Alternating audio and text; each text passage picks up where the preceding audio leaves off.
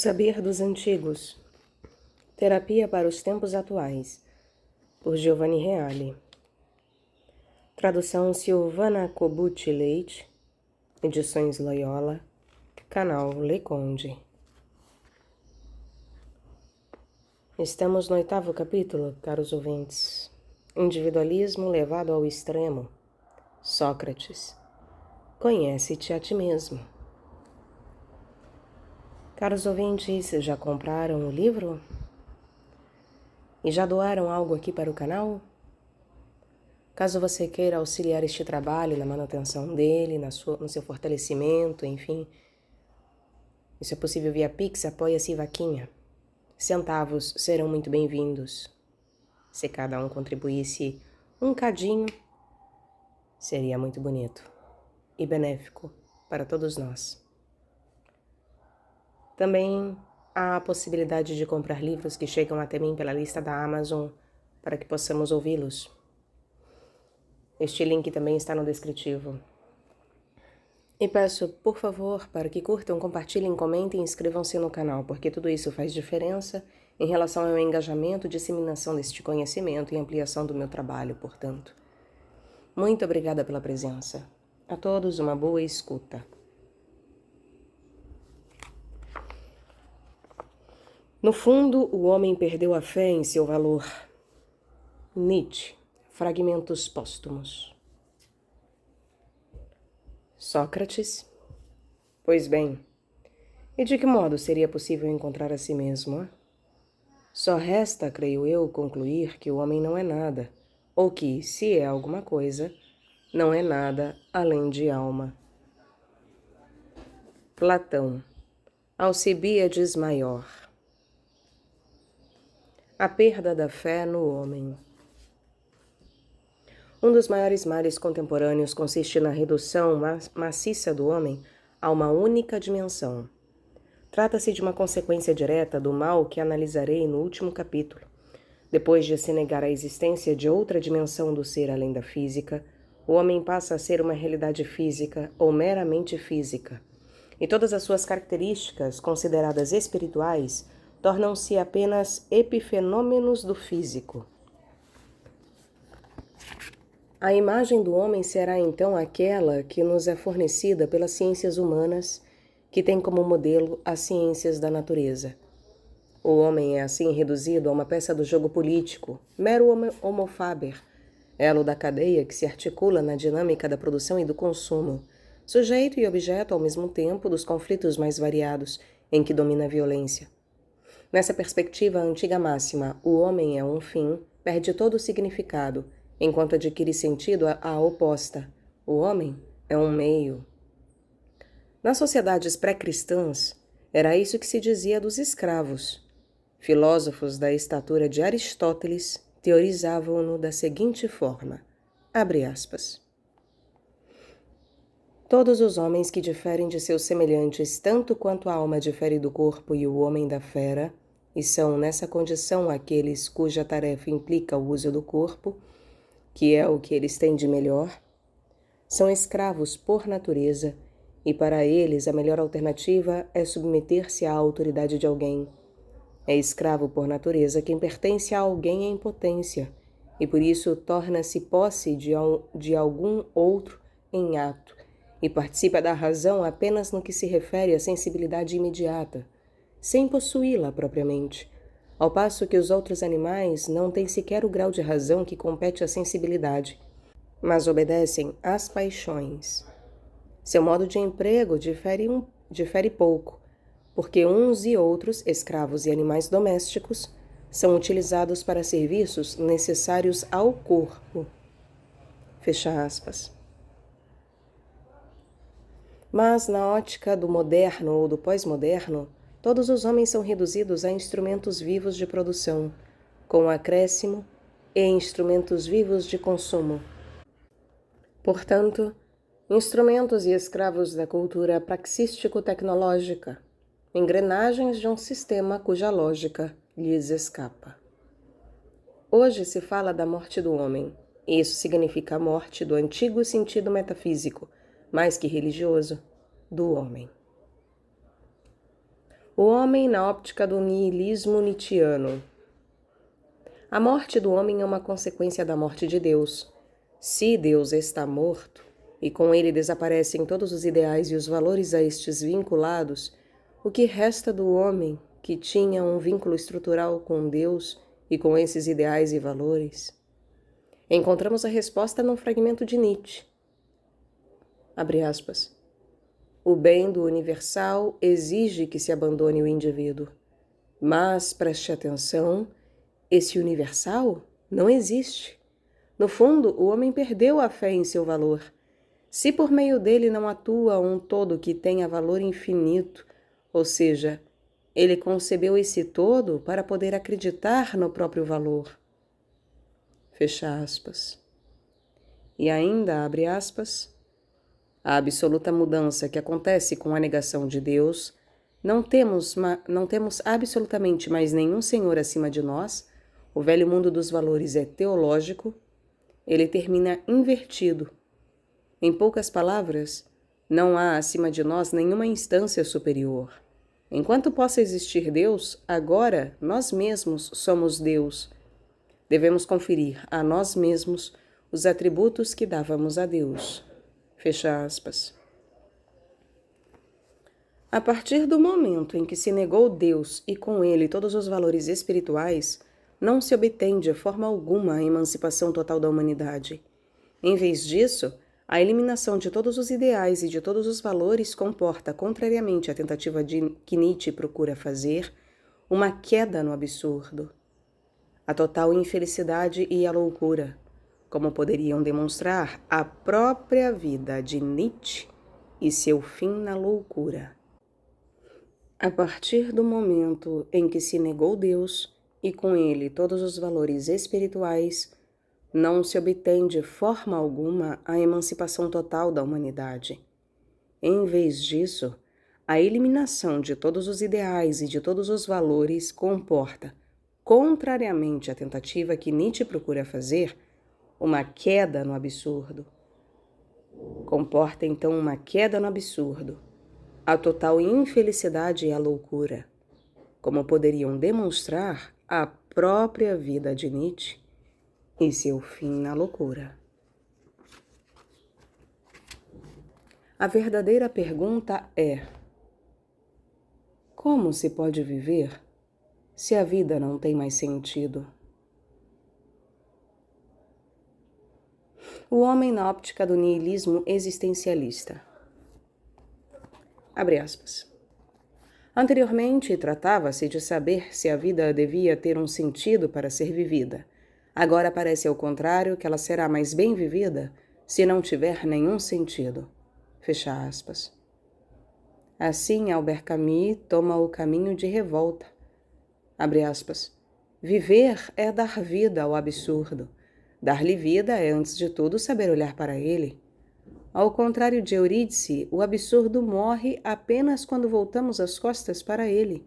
Assim, uma das únicas posições filosóficas coerentes é a revolta, que é um perpétuo confronto do homem e da sua obscuridade, que é a exigência de uma transparência impossível e que a todo instante põe o mundo em dúvida. Como o perigo oferece ao homem a insubstituível oportunidade de compreendê-la, assim a revolta metafísica estende a consciência para todo o campo da experiência. Ela é a constante presença do homem a si mesmo. Tal revolta não é aspiração, uma vez que não tem esperança.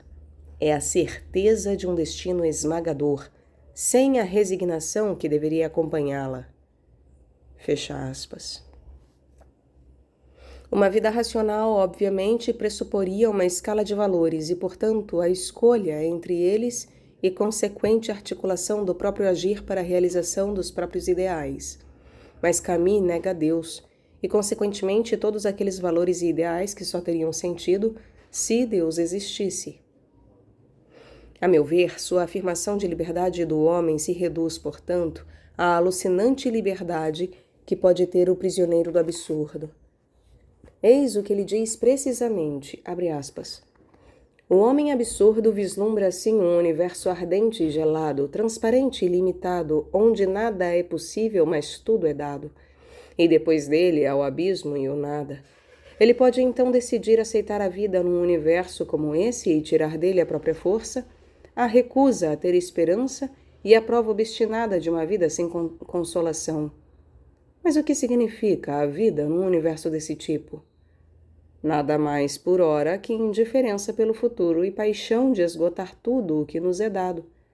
A crença no sentido da vida supõe sempre uma escolha de valores, uma escolha das preferências. A crença no absurdo, de acordo com nossas definições, ensina o contrário. Fecha aspas. Todos os juízos de valor são assim liquidados. Só os juízos de fato têm importância.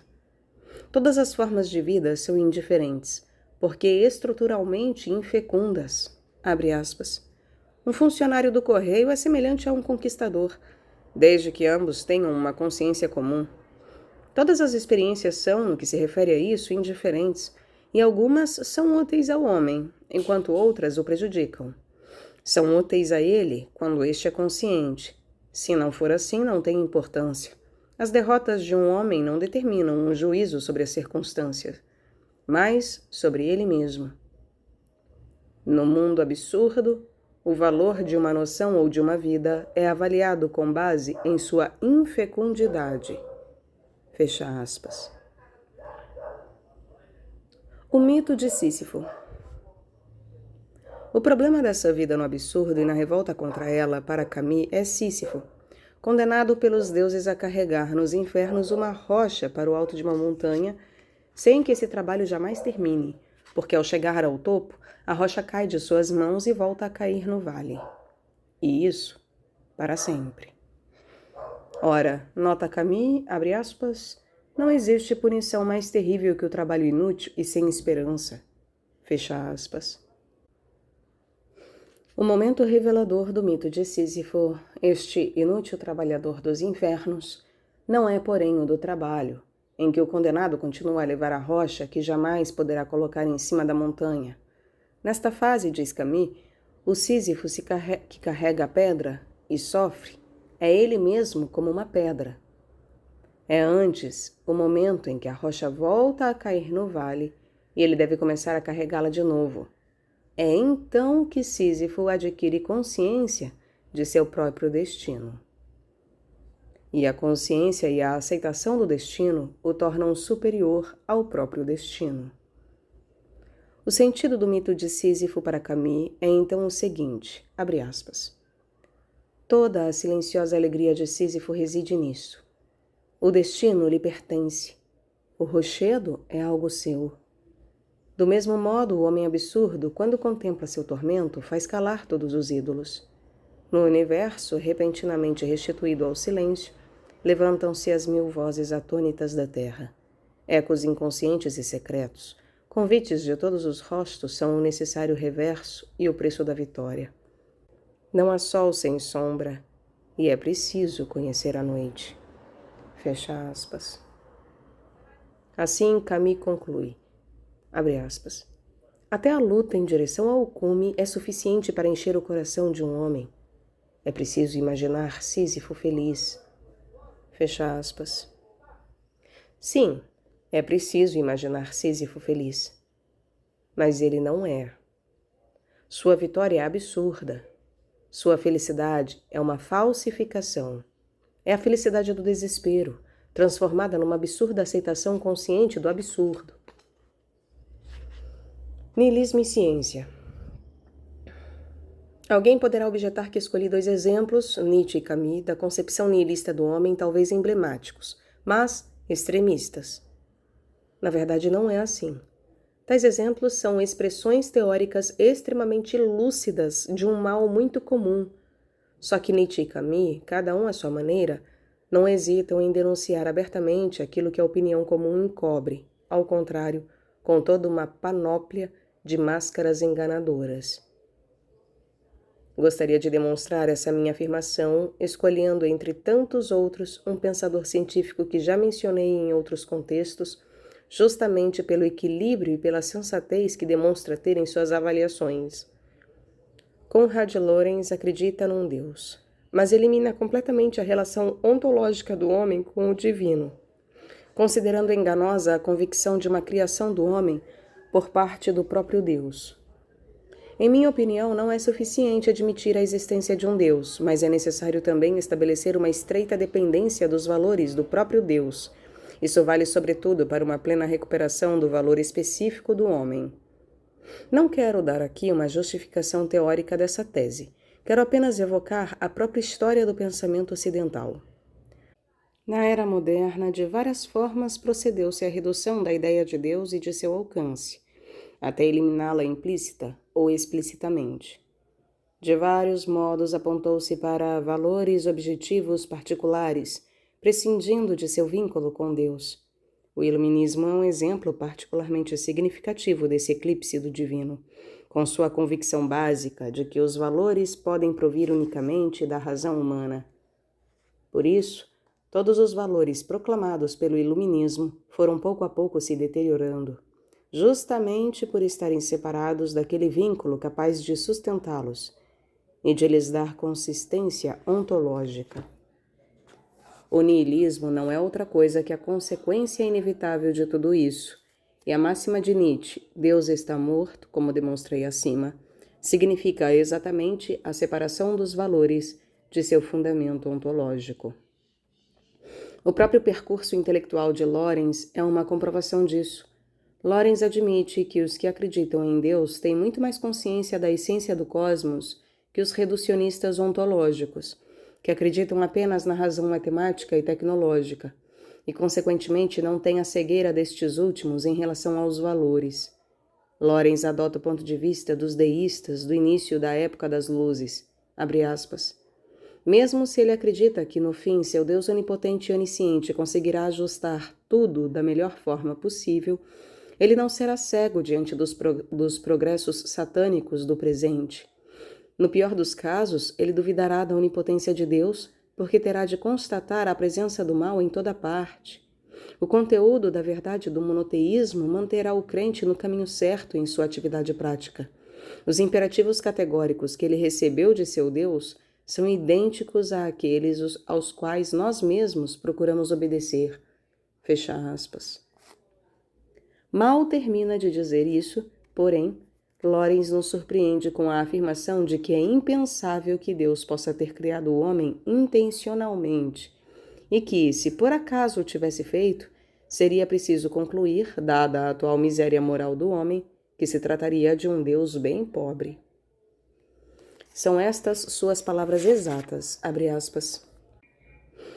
Mas o que me desagrada no pensamento esotérico é a presunção realmente sacrílega da imagem do homem por ele traçada. A ideia de que o homem é, desde o início dos tempos, a meta pré-estabelecida de toda a evolução natural, parece-me o paradigma da cega soberba que precede a ruína.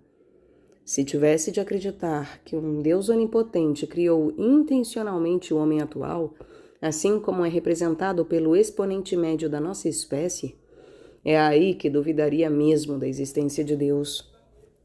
Se este ser, que frequentemente em suas ações coletivas é não apenas tão malvado, mas também tão tolo, tivesse de ser constituído à imagem e semelhança de Deus, eu seria obrigado a dizer, pobre Deus. Mas por sorte sei que, medindo o tempo em escala geológica, mal acabamos de sair da fase de macacos antropomorfos. Fecha aspas. Não convém aqui adentrar o labirinto de teses paradoxais em que Lorenz fica aprisionado ao sobrepor paradigmas metafísicos e teológicos a paradigmas científicos, em especial a teoria do criacionismo à do evolucionismo. Vale a pena, porém, destacar como o niilismo antropológico infiltrou-se em seu pensamento de forma impressionante. A figura do homem é pintada com traços negativos de maneira alucinante, um ser malvado e tolo, que mal saiu do modelo da origem, ou seja, dos macacos antropomorfos, e ainda bastante próximo destes. Convém apenas observar como esta imagem se volta como um bumerangue contra quem a forjou. Então, se é assim, até aquele que constrói essa imagem de si mesmo é pouco mais que um macaco. E como será possível levar a sério as respostas aos complexos problemas metafísico-teológicos apresentados por quem acabou de derivar do macaco antropomorfo? Creio até que seja legítimo afirmar que, do ponto de vista global, a miséria desse tipo de homem é muito maior que a descrita pelo nihilista Nietzsche e pelo rebelde Camus. Lorenz e os muitos outros cientistas que seguem o mesmo caminho perderam a tal ponto a fé no valor do homem que tornam inútil e incoerente sua própria esperança em Deus, e vice-versa. Mas há uma versão da óptica nihilista talvez ainda mais brutal e, portanto, dramática, e gostaria de abordá-la agora. O individualismo. Até aqui fiz referência a conceitos de caráter filosófico. Gostaria agora de situar-me no plano empírico, para mostrar como aquilo que foi descrito acima em páginas de caráter especulativo corresponde a um modo de ser ao qual a maioria dos homens de hoje é obrigado, mesmo do ponto de vista pragmático. As notícias dos jornais estão cheias de figuras, pais, mães, maridos, esposas, etc., que fizeram do amor pelos seus apenas um meio de satisfazer seus próprios desejos. De dirigentes, altos burocratas, políticos de maior ou menor aceitação, empresários, etc., que sacrificam a plenitude de sua vida em nome da carreira, que submeteram as necessidades dos outros a seus próprios interesses, que substituíram o bem público pela ambição privada.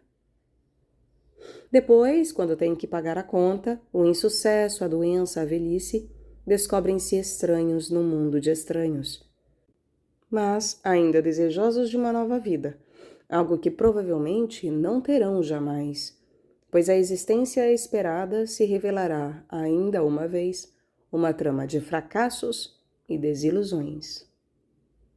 Homens e mulheres de nosso século XX trocaram o amor de doação pelo amor de aquisição. Os diferentes modos em que tantos protagonistas das notícias exprimem sua necessidade de emoção e de eros não passam de máscaras do niilismo, escamoteamentos do mal da civilização, cantos da sereia enganadores.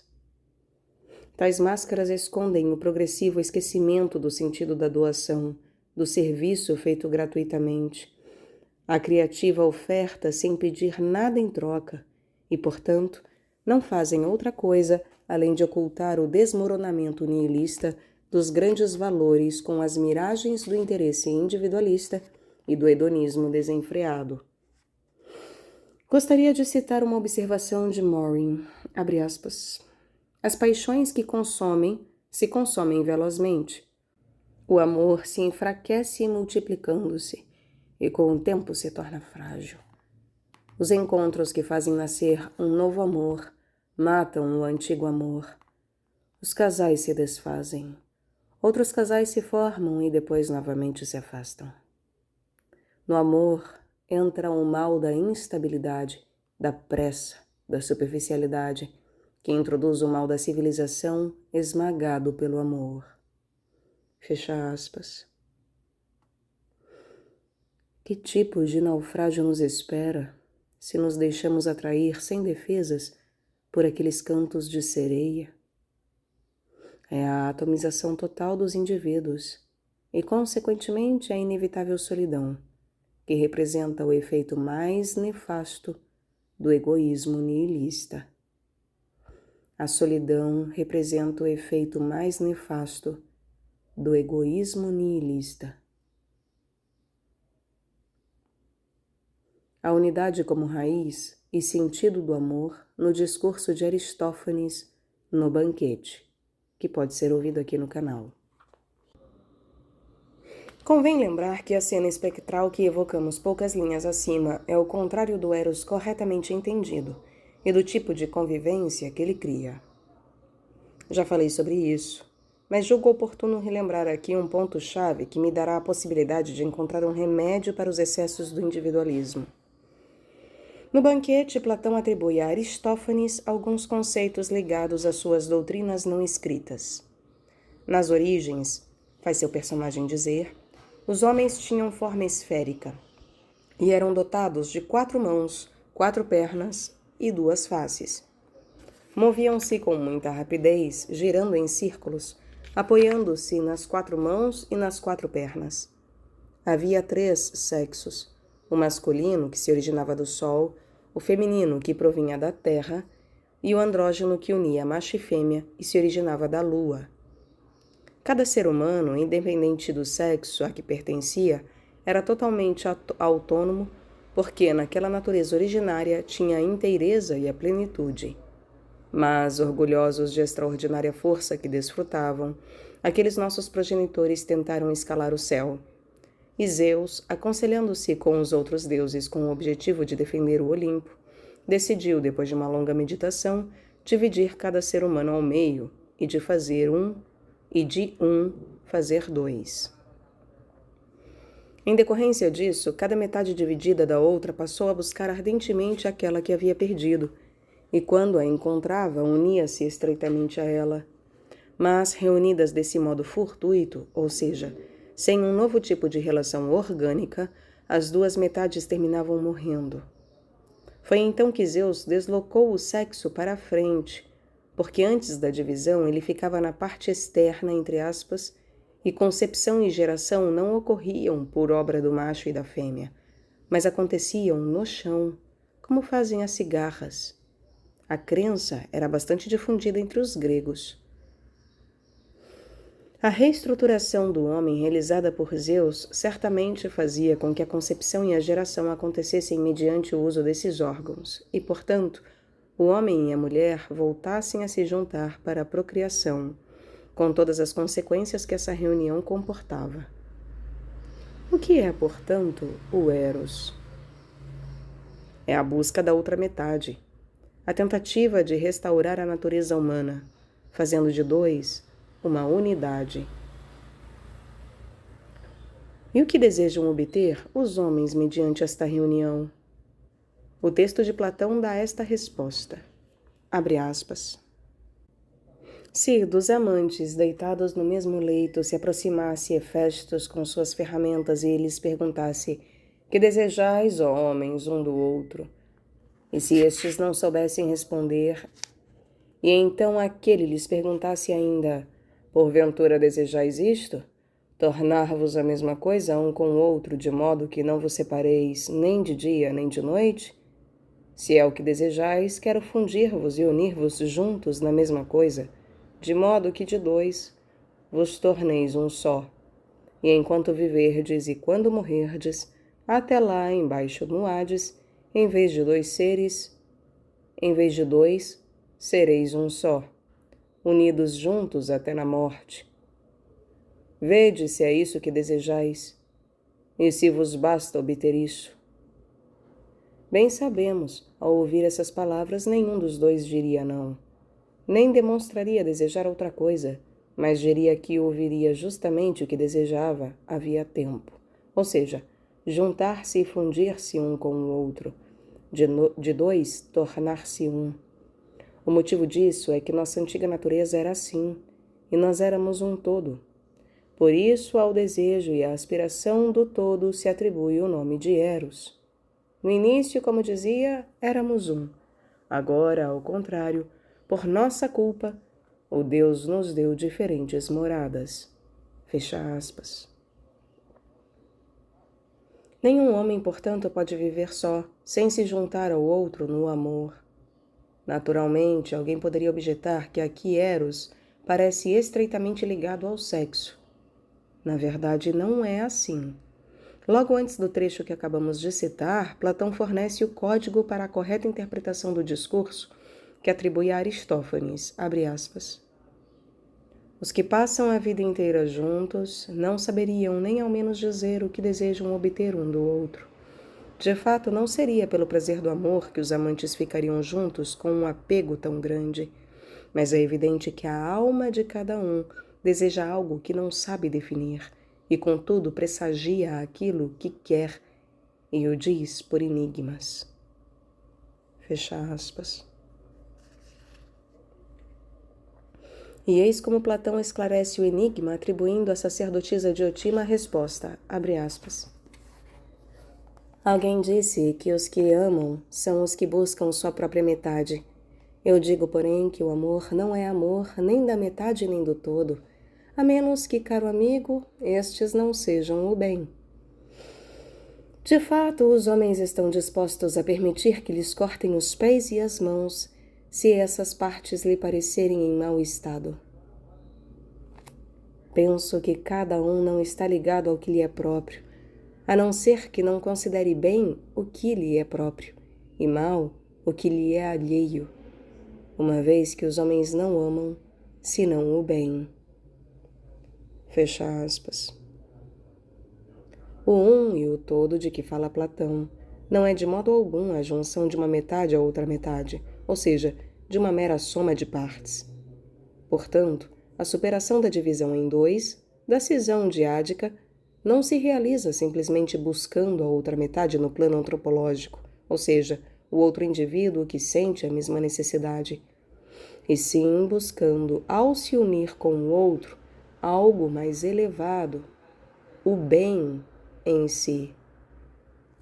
E isso não se aplica apenas ao eros, mas também à filia, ou seja, a toda forma verdadeira de amizade.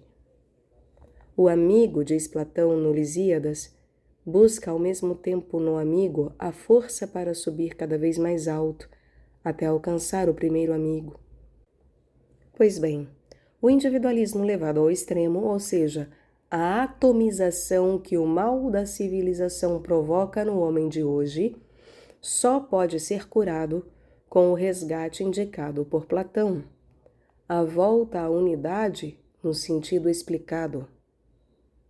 Se fosse vivo hoje, Platão diria que Zeus está realizando aquela punição que ameaçava infligir aos homens se voltassem a ser maus, ou seja, levar a divisão às extremas consequências. Sempre no banquete lemos, abre aspas, Zeus disse, se os homens insistirem em se comportar de modo insolente e se recusarem a ficar em paz, então voltarei a cortá-los em dois, de maneira que serão obrigados a caminhar pulando com um pé só. Fecha aspas. E Platão conclui, abre aspas, se não respeitamos os deuses, corremos o risco de ser novamente divididos ao meio, e teremos de perambular como as figuras em baixo relevo esculpidas nas colunas, cerrados na linha do nariz, como cubos partidos em dois. Fecha aspas. Creio que essas palavras, aos ouvidos do homem de hoje, do homem unidimensional e doente do individualismo, possam soar, em forma de metáfora, como uma advertência extremamente eficaz. O desenvolvimento da imagem do homem na história espiritual dos gregos. A partir de Sócrates, o homem pensou a si mesmo em termos de psique e corpo, e reconheceu na psique sua melhor parte. Observe-se que a palavra psique ou psique, que habitualmente traduzimos por alma, indica a sede da inteligência e do querer, ou seja, a sede dos valores humanos intelectuais e morais. Os gregos identificaram nela a parte de nós destinada a sobreviver à morte do corpo. Os próprios materialistas, que negam a existência de qualquer realidade espiritual, não conseguiram encontrar um meio de escapar inteiramente dessa concepção, na medida em que foram obrigados a se haver com ela, mesmo com o objetivo de tentar destruí-la para encontrar uma identidade própria. A descoberta e a base teórica do conceito de psique assinalaram uma verdadeira revolução espiritual e constituíram uma conquista irreversível, tanto para os que creem quanto para os que não creem na existência da realidade espiritual, na medida em que o homem não pode voltar a ser pensado como o era antes da descoberta desse conceito. Enfim, o pensamento cristão, acolhendo o conceito grego de alma e repensando-o na medida em que as próprias concepções básicas o exigiam, certamente fez com que este se difundisse a ponto de transpor os limites estreitos dos filósofos e dos homens de cultura, chegando a todos os homens. Mas para compreender bem a novidade daquela revolução, daquela imagem de si mesmo que o homem amadureceu com o nascimento da filosofia, é necessário evocar uma das fontes do pensamento grego e ocidental, Homero. Ora, Os estudos homéricos demonstraram que tanto na Ilíada quanto na Odisseia não se encontram termos precisos para indicar o que, a partir do século V, será chamado corpo e alma. A palavra soma, que depois significará corpo, denota em Homero os despojos, o cadáver, portanto, o homem morto. O que chamamos de corpo era denotado quase sempre como um plural, que indicava os membros. Bruno Snell, num livro que se tornou um ponto de referência básico, explicou isso muito bem. Até a época de Homero, o homem ainda não concebia o próprio corpo como uma unidade, mas o sentia como uma pluralidade de órgãos, como membros. Até as representações pictóricas da época de Homero poderiam confirmar que o corpo era representado geometricamente como um conjunto de membros, bem diferente uns dos outros, ao que faltava a expressão e a definição do tronco. Algo semelhante acontece com o que a partir do século V é entendido como alma. Em Homero, a palavra psique aparece muitas vezes, mas com um significado totalmente diferente em relação àquele que terá a seguir. Assim como na Ilíada e na Odisseia o corpo é representado como multiplicidade, analogamente, aquilo que depois será pensado como alma é expresso como multiplicidade de funções, sem uma conexão unitária estrutural. Deve-se destacar, sobretudo, que Homero fala de psique só quando se refere ao homem no momento em que está para desaparecer, por desfalecimento ou morte.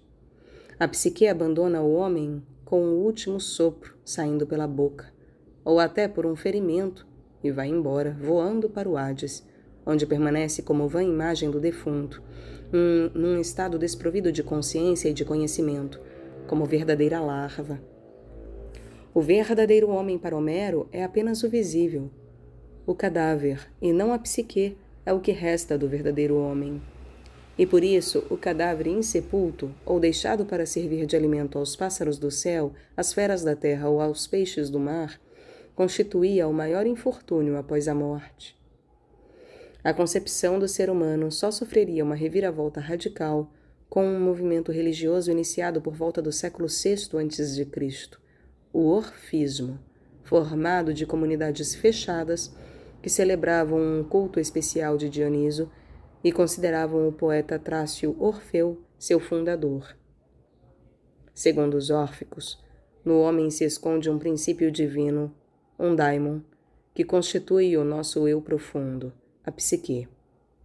Esta é, portanto, a origem divina. Pré-existe e sobrevive ao corpo, contrapõe-se ao corpo como totalmente diferente dele. Com o orfismo nasce a contraposição entre a alma e o corpo, e surge em decorrência disso uma nova interpretação da natureza do homem e do significado de sua vida.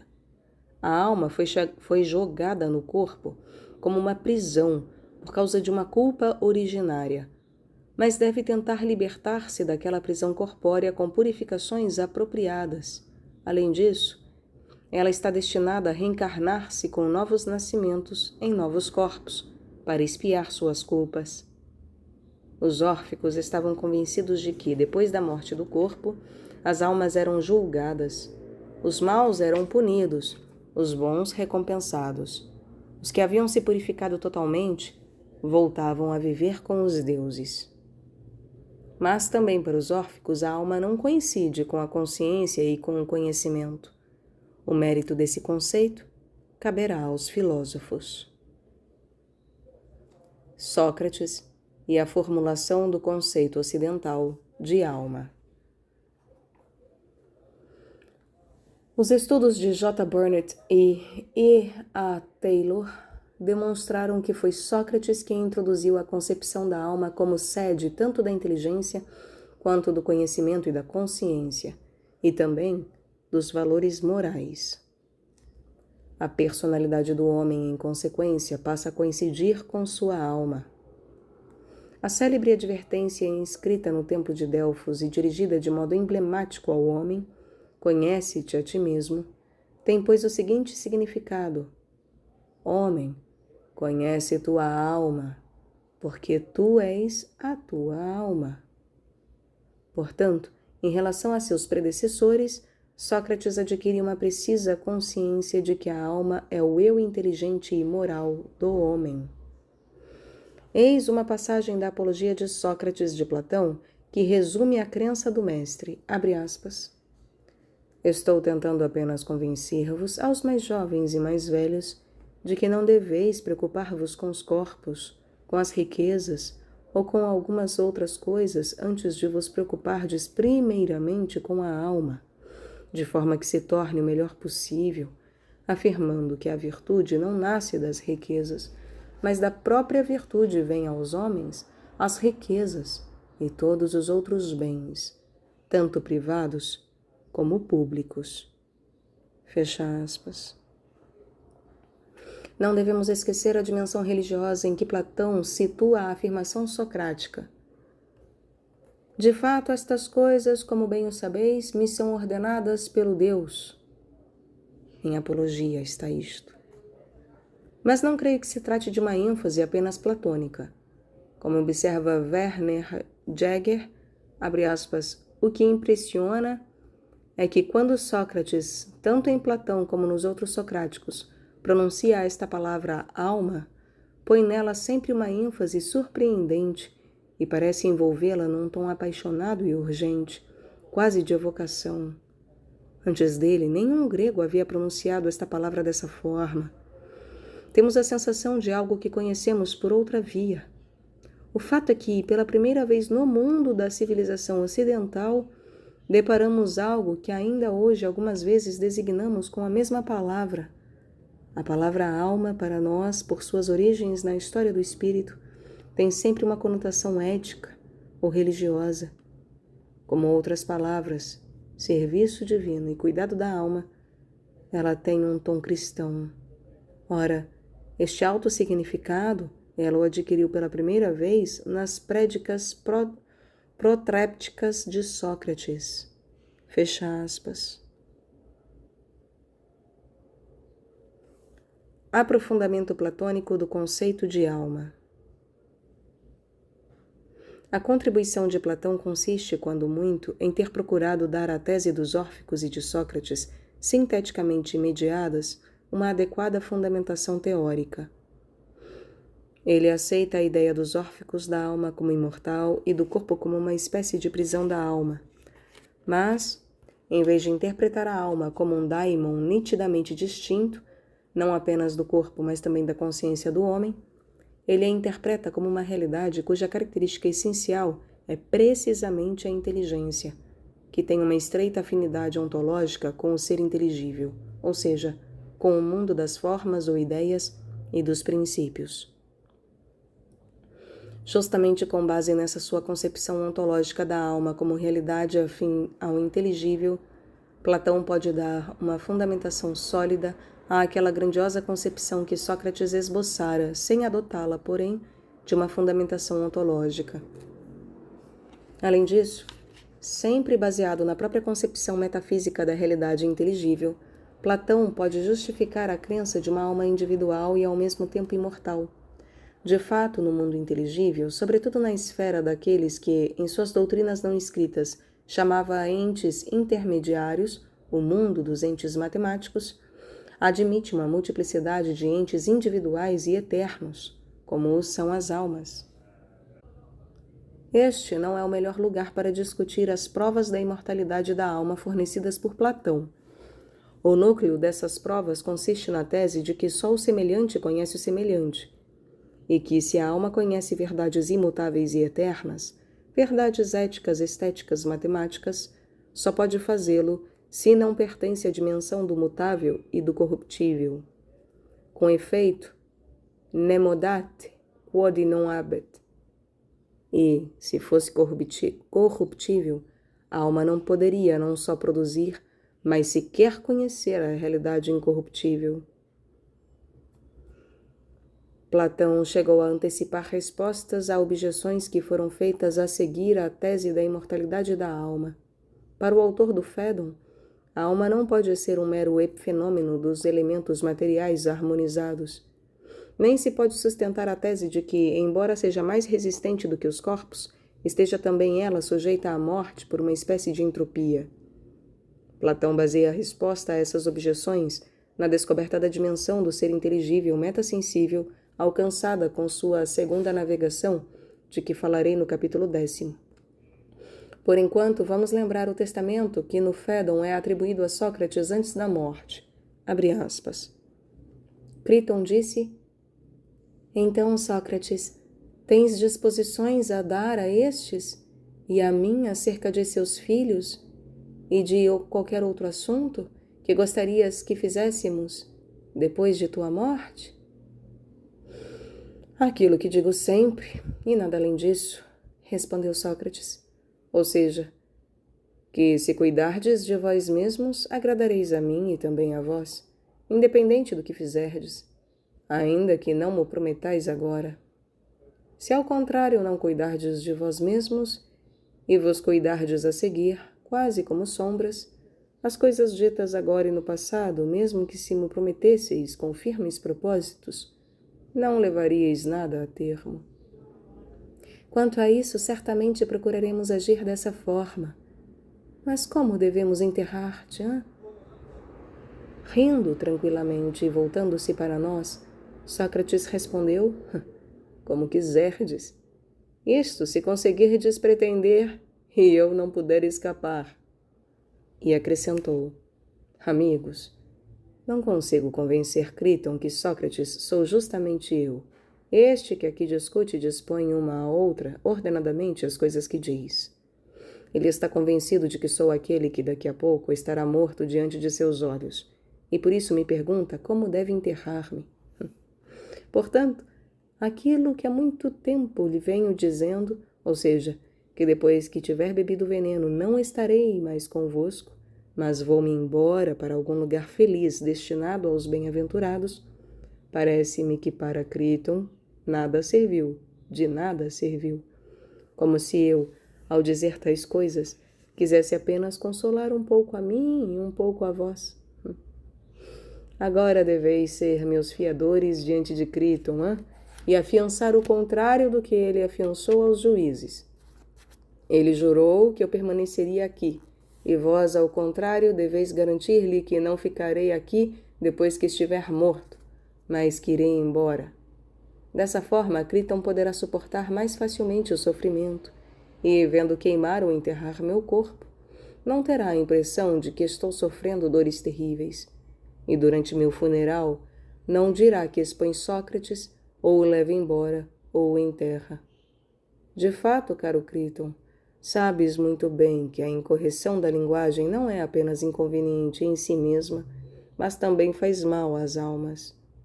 Deves criar coragem, e dizer que enterras o corpo de Sócrates, e deves enterrá-lo da forma que mais te agrade, ou da forma que acreditas mais conforme aos costumes. Fecha aspas. Dessa forma, inverte-se totalmente a concepção de Homero, que via no corpo aquilo que resta do homem e na psique a larva, ou o fantasma. Dignidade do homem e sua proximidade dos deuses, segundo Aristóteles. Para dar uma ideia, ainda que aproximada, da complexa imagem do homem que os gregos pouco a pouco plasmaram, é necessário evocar também Aristóteles. Se a virtude, como pude esclarecer acima, é para o grego a realização perfeita da natureza das coisas, qual ou quais são as virtudes do homem? Aquilo que realiza com mais perfeição sua natureza ou essência? O homem tem dois tipos de virtudes, as éticas e as dianoéticas. Tanto as primeiras como as segundas exprimem perfeitamente a espiritualidade dos gregos, e talvez possam dizer muito também ao homem de hoje. Qual a característica essencial das virtudes éticas? A resposta dada por Aristóteles é bastante precisa. A virtude não existe quando há excesso ou falta, ou seja, muito ou pouco. A virtude implica justa medida e justa proporção. É o caminho do meio. O excesso, isto é, o muito, e a falta, isto é, o muito pouco, são vícios. Não se trata, obviamente, de uma medida matemática, mas de muito mais. Trata-se do justo meio de caráter axiológico, ou seja, de valor. Portanto, a mediania ética nada tem a ver com a mediocritas. É, ao contrário, um vértice, que nasce da medida das coisas mediante os valores. Dito em outros termos, a virtude ética como mediania axiológica é a justa medida que a razão impõe às paixões, aos sentimentos e às ações que deles decorrem, os quais, sem a razão, tenderiam precisamente a um ou a outro excesso. Dentre as virtudes éticas, Aristóteles dá a preeminência à justiça, que, no sentido acima explicado, abrange todas as outras, uma vez que realiza plenamente a justa medida.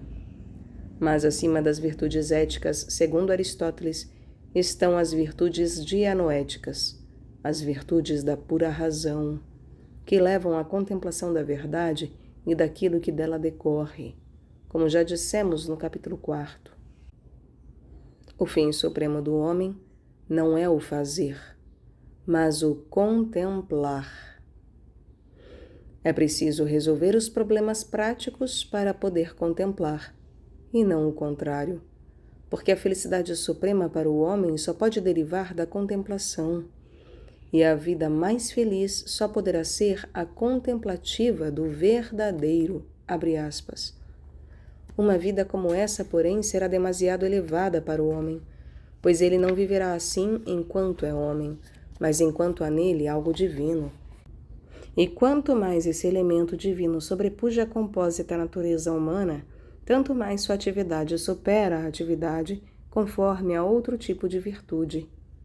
Se, portanto, o intelecto comparado ao homem é uma realidade divina, também a atividade segundo o intelecto será divina em comparação com a vida humana.